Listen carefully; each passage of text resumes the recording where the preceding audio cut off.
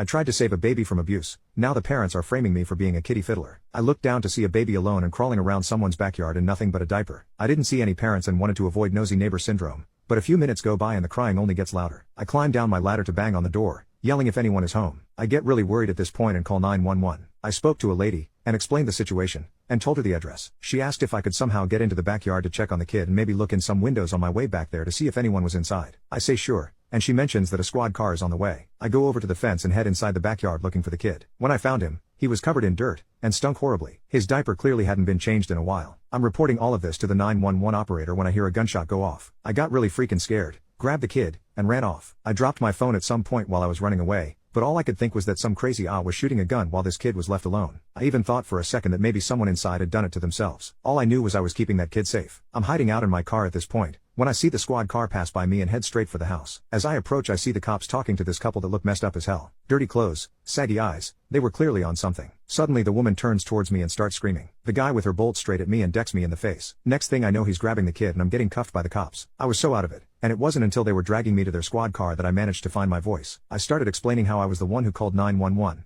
and I found the kid in the backyard all messed up. Someone shot at me, so I took him to safety until they could get here. The woman comes up, tears running down her eyes, saying their baby was not in that horrible condition when they last saw him. I said, yeah, no poop, because you left him outside. She starts insisting she would never do that to her baby, and that I must have done something horrible to the kid after stealing him right out of their backyard. The guy admits he did shoot at me, but because he saw me stealing his child. I tell the cops this is crazy, and they can just check with the 911 operator about the whole thing. The cops shoved me in the car and said they'd check my story, then went back to the parents. A few minutes later, both cops get back into the car and drive away, leaving the kid with the couple. I started freaking out, asking what was going on, and why they were leaving the kid with a couple that obviously ignored their child. They told me to shut up, and that a disgusting pig like me didn't deserve to speak, that I'd get my day in court, and I'd suffer in jail for what I had done. I told them I didn't do anything, and to check with the 911 operator again. They told me no one working right now got a call like mine, nor was there anything reported in the system. They took me in and booked me. I called my girlfriend, and told her to get me a lawyer ASAP because I was being accused of something I didn't do. I was in the holding cell for not even an hour before the others in the cell with me heard what I had been accused of, and I got severely beaten. They had to take me to the hospital, and handcuffed me to the bed. Everyone at the hospital treated me like I was trash, and I still have a broken bone that will never fully recover because I know that the doctor didn't do everything he could to help me. I got news from a cop while in the hospital, who told me the parents were pressing charges, and I was going to jail for a long time. It wasn't until a week later, when my lawyer came through and found the 911 operator I was talking to. Apparently, after I dropped my phone,